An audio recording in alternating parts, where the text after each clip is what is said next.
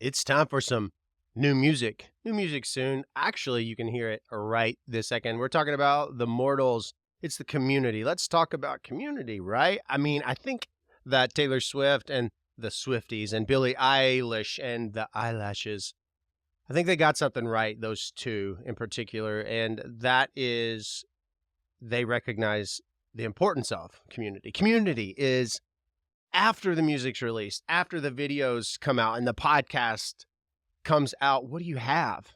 What do you have? Who do you have to talk to about it or share your thoughts or your ideas or your opinions about it?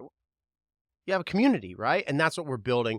The Mortals. Right this very second, click in the show notes and description. Get a month on me for free. And we're going to be doing even more there. If you've been... That's what we're going to talk about. There's a great segue here, but specifically, Mortals. If you've been following on all the socials, follow me, by the way. If you don't, NathanMorrisMusic on TikTok and here and there and everywhere, you've probably seen he or she without sin cast the first stone. It seems there's a lot of sinless people in the world. What people don't know about you, they're going to make up, is what my late dear friend, mentor, partner Jack said in 2020. I didn't understand it at the time, and now more than ever, I do. There's so much where people are saying, but there's so much accessibility, and we'll get there. But right now, get a month on me for free.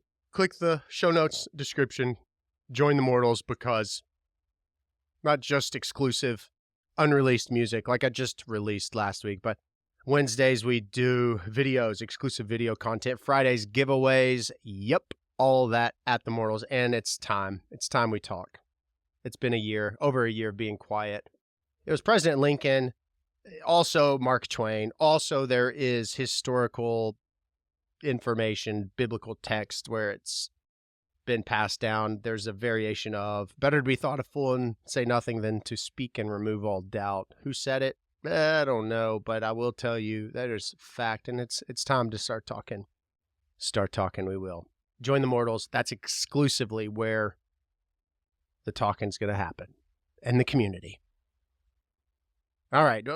Okay. Join the Mortals. Let's roll.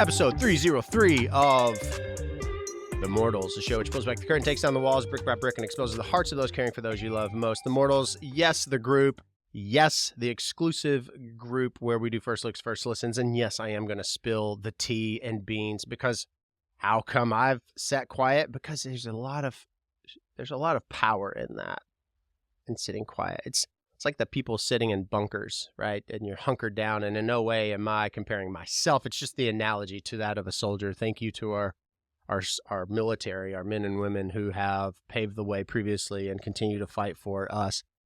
The foxhole, the bunkers, they stay hunkered down, and then you have the enemy just constantly throwing their barrage of bullets and ammo and weaponry at you. And sooner or later, what's going to happen if you just hold tight? They're going to run out. And as you sit there and you get mentally and physically better, if let's say there's a weight room there. Let's say there's also a spa and a place to reflect. Maybe there's some free therapy there. Maybe there's other things with maybe a nutritionist. You get better and they run out of their weapons and ammo and you emerge. It's time. It's time. Go out over there, join, because we're going to be talking. And today we're talking, yeah, we are. I've talked about it a little bit, but we're going to talk more about it because I have kids. And maybe you do, or maybe you one day will, or maybe you can relate to what we're talking about. And we're talking about the fucking bullies. I'm very passionate about it. I was raised as a boy. I was taught to be kind to people, and I always assumed that it was this thing that people were. I mean, I'm sure there were moments where I wasn't nice to people all the time. I'm not a, a perfect human being, right? I'm not this guy that's, oh, I was never mean to anyone ever. That's not what I'm saying. I was just raised right. I was raised to understand the value of kindness and inclusion. Didn't realize the magnitude and importance of it like I do now, like I harp upon, but I put in the work as a kid. And then I was taught time and time again, whether it be at church or with my family, aunts and uncles or cousins, specifically my brothers and my mother. But I never had a fist fight with my brothers. Not that that has to do with bullies of any kind, but we talked through things. Did we get bent out of shape? Did we maybe say things we didn't mean out of anger? Maybe, yeah. But overall, we didn't say hateful, terrible, horrible, hurtful things to one another as family, but also to total strangers or even classmates. And going through grade school, I never had experienced whatsoever that of a bully. I knew it existed. I mean, I remember James. He was in my neighborhood, lived a couple of streets over. I really liked him. His mom bred, I forget the type of dogs that they bred, but I do remember that. And he was bullied a bit. Katie too, Alicia too, but I was always kind to them. And not a pat on the back. That's just the way to be. But I remember seeing it in middle school and then a lot in high school. And it was a big eye-opening experience to kind of see this development of groups. And I'll get to that. But I remember my freshman year of high school, I didn't make the basketball team at my private high school that I'd gone to for forever. So I was like, screw this. And I went and tried out during Christmas break for the public school basketball team. And my mother, who worked there, I had no concept, obviously. I was a freshman. She worked there. That was the whole reason I could try out. But then afterwards, I made the team. And then my mom was like, you do realize you have to go there. And I was like, oh, shit. So I had to go to this school. And I remember the first day I went to the cafeteria. This huge cafeteria, triple the size of what I was used to, probably more than that. But there were these round tables, and they were just filled with people. And I had my tray. I didn't know where to sit, didn't know anybody. And I'll never forget the moment where Caroline and Sarah included me at Josh's table and John's table. And I remember sitting with them for the rest of the year because they secured a seat for me. They welcomed me. They included me. They didn't have to. And then it was in that moment that there were people of different ethnicities and different upbringings for sure. You're in a public school system. You're not in this privatized upper middle class environment. You're in a group of people who have lived far different lives from one another, yet they're able to find a sense of common ground.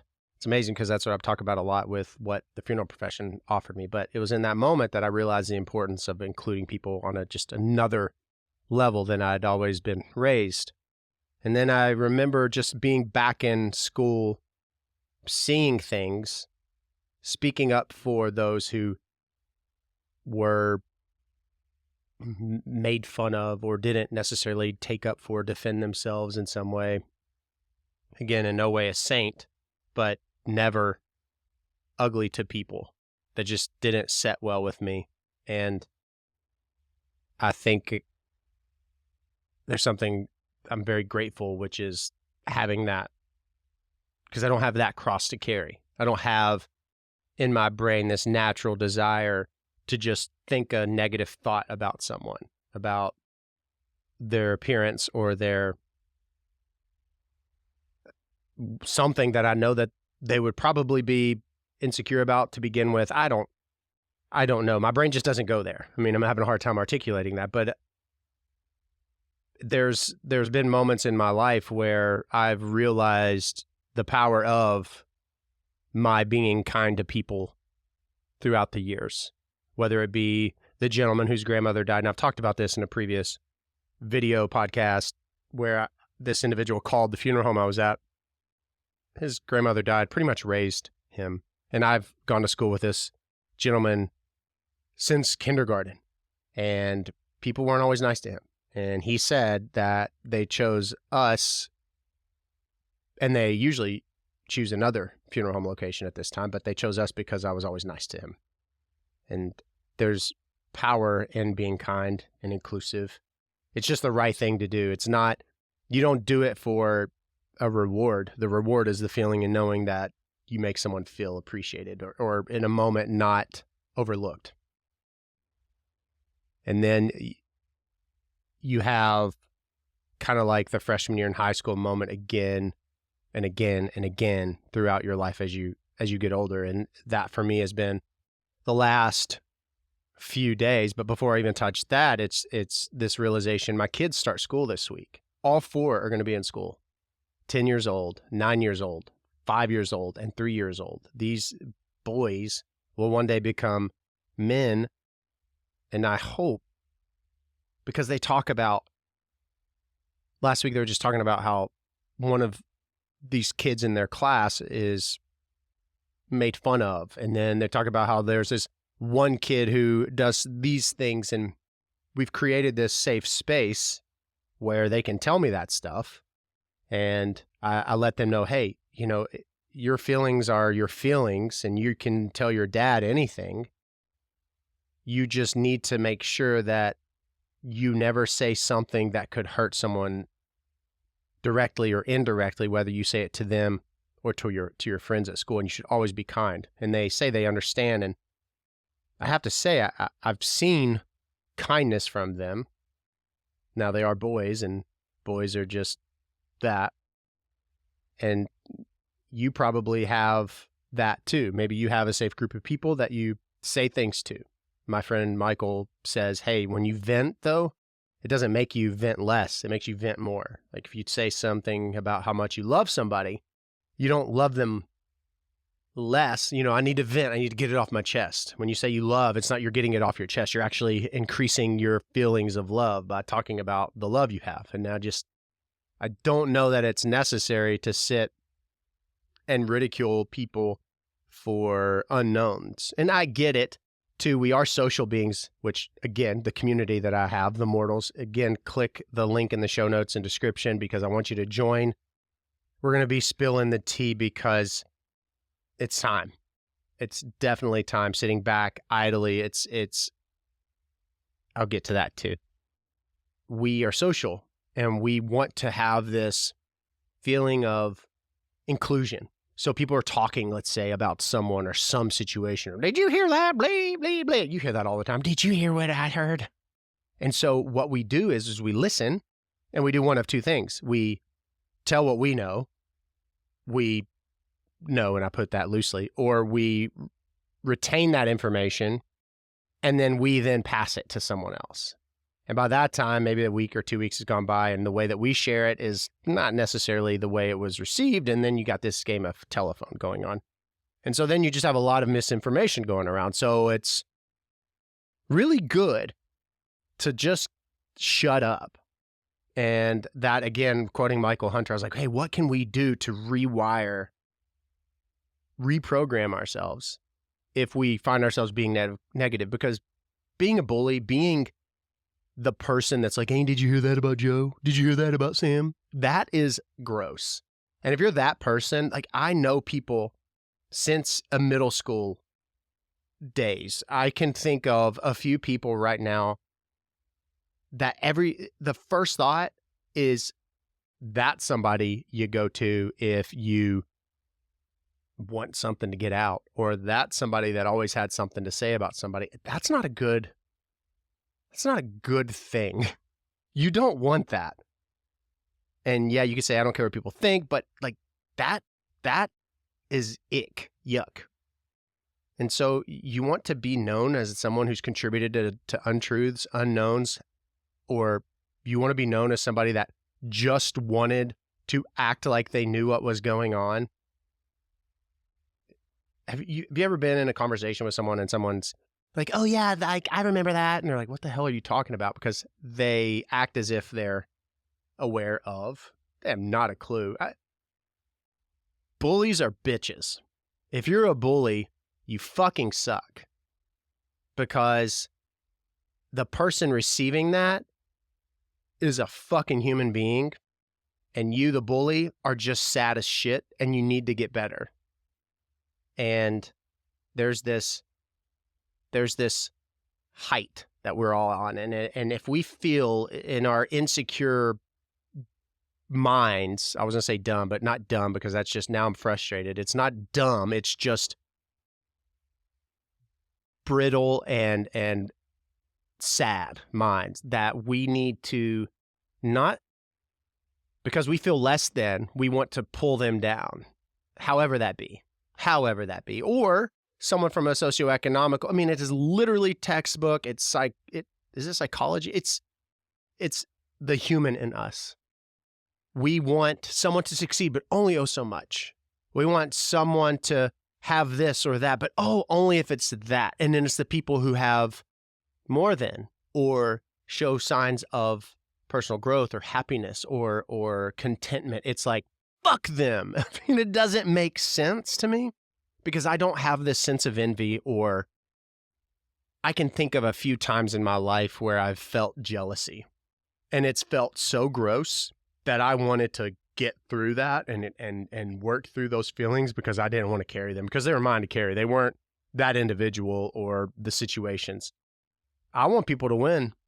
And so all that to say, like, if you are sad and you suck, if you are bringing other people down, you should be ashamed and you need to get better.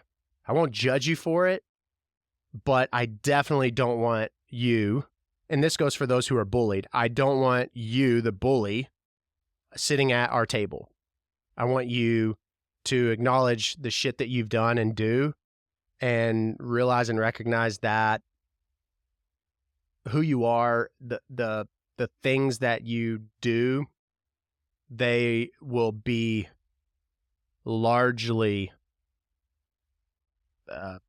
exposed in some time, some way, and you will be sad and lonely for the rest of your life, because you will forever be feeling some, I want you to get better, and you're sad, and it's pathetic. I've been sad too, and projecting sadness by hurting others is horrible. And so, for those of you who are the assholes, stop. And if you want to be an asshole, there's no space or place for you here. And those of you who are considered the underdog, because you're kind, because you're not going to speak up, because maybe you feel that you're less than, but you don't feel that next step, making it a gross thing to say, you know what, I don't feel good about me, so I'm going to make you feel like shit, so it's now a we thing. No.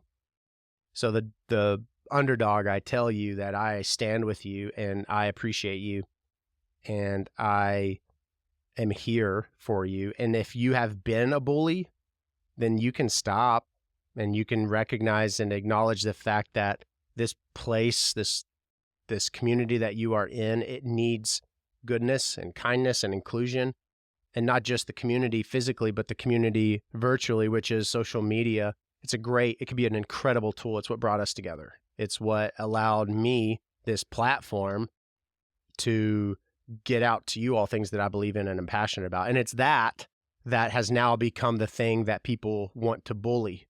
It's like, if you are angry about the success, the numbers, and you want to throw rocks and say untruths, then you put out content. You fucking do the work, and you show up and get a community of people that are like-minded together, because it's not fucking easy. It takes a lot of fucking work. And if it were easy, then everyone would do it. And then there's the next level, which is you hide behind your fake names, and patterns are created where, like, it's pathetic and sad. And this past week specifically, as I now get more, it's amazing. There was a video that I put out. It was about 14 seconds, if that. There's somebody that was like, hey, I love your funeral home content. Where are your funeral home videos? So we were driving, we pulled over, went to a funeral home. And I was like, hey, here's a funeral home and here's a video, like a funeral home video. Hope you're well. And the mixed responses from people have been incredible because you don't realize what you're signing up for when all this takes off. Like, if I knew, but I'm now at a more healthy place, right? But had I not done the work, had I been the asshole, lazy person that you, the bully, are, the sad, broken, hey, I don't want to get better because that's actually work and tough. So I'm going to actually make you feel like shit too, which is magical because if you reflect upon that, my friend, you aren't feeling any better when you bring them down. So do the work, bro. But had I known that this is what it would be, just this endless access, like the most personal questions that people think they can ask. It's kind of like walking up to someone who's overweight and saying, hey, when are you due? It's like, you just don't do that. I don't know, but social media, as beautiful as it is, has created this requirement for me to insulate myself even more, and anyone who's in this world or someone of a public like a public figure, because just the constant. And then it's almost as if the people that don't know, they're going to fucking say anything about anything. And it's absurd. And a lot of the things that were talked about, I've stayed very quiet because, again, it's better to be thought a fool and say nothing than to speak and to remove all doubt. It's also interesting because people will say whatever. It's also interesting because just because you can Google something does not mean it is real.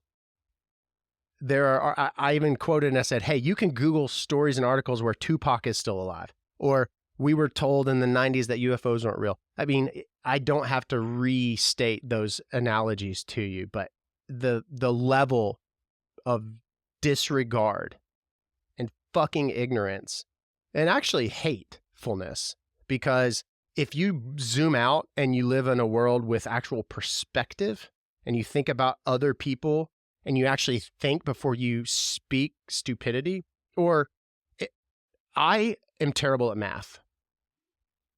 I would be damned if I ever make a video or stand before my friends in any way and say, hey guys, listen, I've been doing a lot of fucking thinking and I think this geometry equation is really fucking legit. And that's what I know. Then I'm the dumbest motherfucker in the world. It's the stupidest fucking thing. Why would I speak to something that I'm not 100% confident in and I don't know? That's fucking ignorance. It's also ignorance whenever you speak on one's behalf, when you don't directly know them.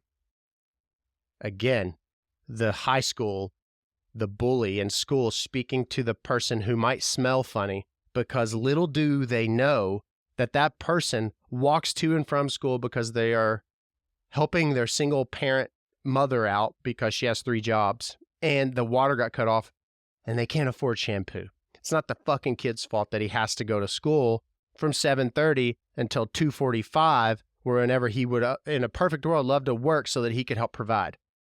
Same goes for anything and any story in any situation. Like, who thinks that they are, you got some balls to want to feel the confidence to do that, but you look stupid.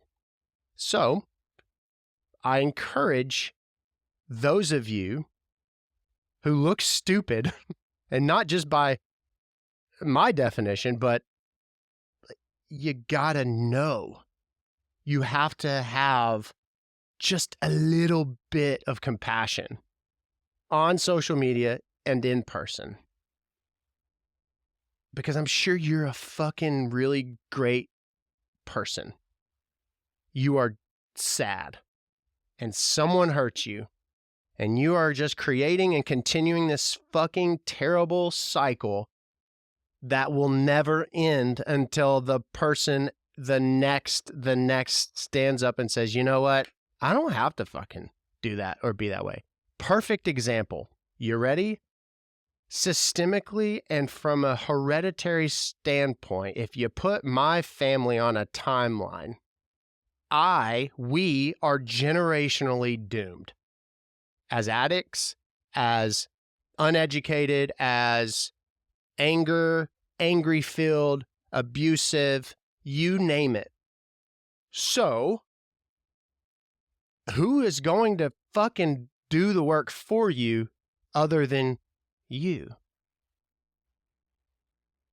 So, fucking do it. Quit being a prick. Be kind to people. Quit hiding. Quit hiding. And if you wish to pass your generational curse on, because that's pretty much what you could call it. That's what I'll call mine specifically. Then that's on you. But you will have done so lonely, broken, and forever known as that, because you leave a mark. So, this past week, the past few days, and just being in a healthy space and place, because the world that I am in as a public figure now has gotten a lot smaller, but everyone has the story and the truth, quote unquote, about everything. I've stolen, apparently, embalming chemicals, or I sang and recorded my songs at funeral homes, so I got kicked out of the industry. They're so fucking ignorant. It's hilarious.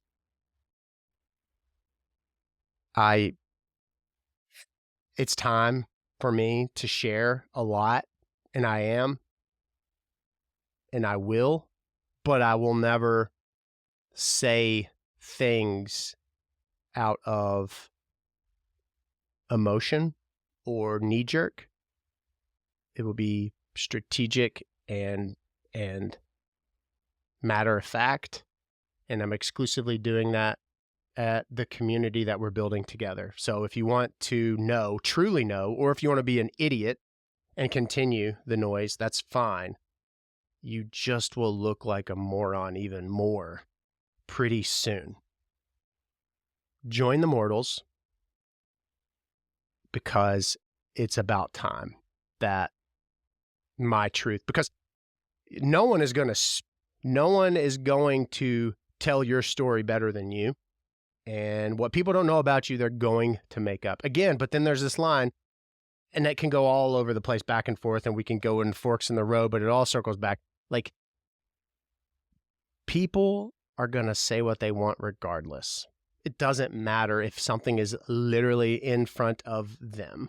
Literally, like it's tangible, you can touch it. Not just a version of like, I'm drawing if you're watching this. I am Elvis. Like, it's on paper, so it must be real. This doesn't mean shit. That doesn't mean shit.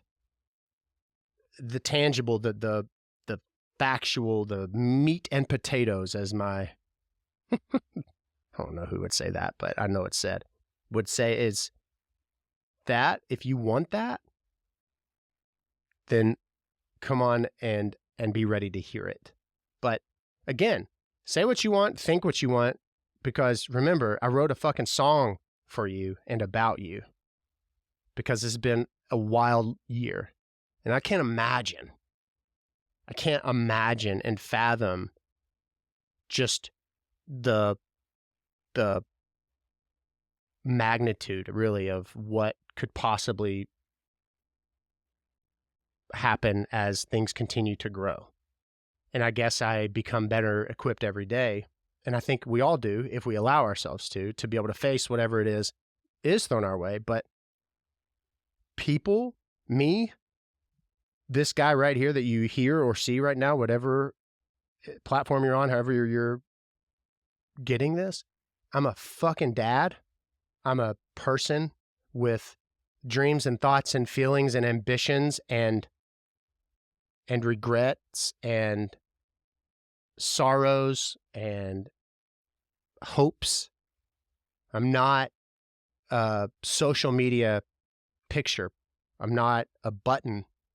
I'm not a heart you can click, or a thumbs up or thumbs down, or a fucking comment section you can you say with no recourse, because the person that you're writing things to, the person who maybe is not in the place that I am, thank God I'm where I am, but maybe they're not, you don't realize what you fucking might be doing. And the reality of it is, as someone who's an advocate for mental health, who actually speaks positively, who actually welcomes you and meets you where you are, who says to you, I don't care who you fucking pray to or don't pray to, or how you worship or how you meditate or don't do any of those things. I don't care if you have much or little. I fucking embrace you. As someone who knows that you have been directly or indirectly affected by mental health, who knows that someone in your school or family has taken their lives or attempted to take their lives or has talked about it, and the weight of that, I know, as someone who has had my mental health used against me, has been used against me, weaponized, but I continue to show up for you and for the masses because I fucking believe in human beings and this idea that a community of people gathered together with a purpose and realization that we're all the same, in the sense of we just want to feel a part of something. Like, I hope you fucking hear that, and I hope you take that into consideration before you pop off in a negative way, in this sensitive, oh, you don't align with what I think, so go fly a kite. How about, hey, I hear you. Thank you for sharing. Wow. People want to feel heard? Cool. I don't think it's necessary for us all to walk in the same synchronicity. I think it's necessary for us to just listen and not respond because we feel the need, and definitely not fill the narrative because we want to fit in, because you don't. You stand out and look like an idiot. You're a sheep. All right. You can be a bully, but you're going to be ousted, and you will be alone, and you will forever be known, and your grossness will be passed on until someone hopefully stands up and stops what you obviously were taught. And that's sad. If you want to be different, then be fucking kind. And if you've been bullied, or maybe are, know this, those people are fucking sad. It's not true. And you know what? You're fucking awesome.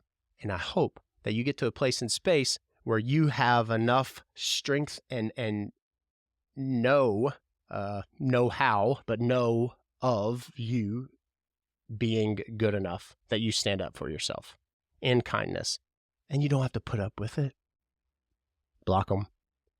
But for me, it's like, hey, I'm not going to block you. You can keep watching me win. That's me. That's where I am. But wherever it is you are, I'll fucking meet you where you are. I'm passionate about this because I will never sit idly by. Like, you can be a bully to me and you look like a fucking idiot. And I love you, but you look like a fucking moron. And I'm going to tell you that right here. But I won't treat you that way on a direct level. I will never say hateful things to you. I do want you to know I'm sad that you're sad. And I hope you get better fucking soon. And how about you remember that you're going to be remembered for something? And if you want to be known as the prick, then keep doing what you're doing. I'm going to talk very soon. Join the Mortals. Click the link in the show notes and description because it's time.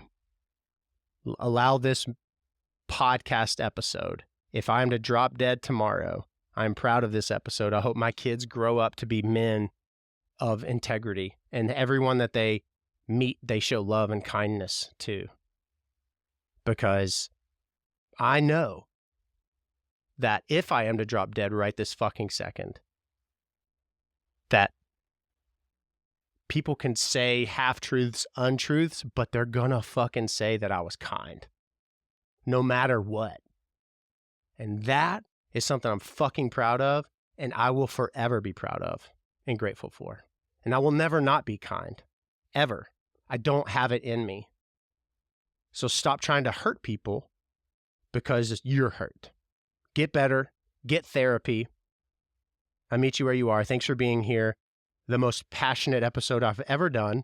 This is episode 303 of The Mortals. Join us because I'm talking soon. More than that, go do something good for someone today. When you walk by someone, say hello. They might be the only person that you talk to or that talked to them that entire day. Leave a mark. Make it a good one. See ya.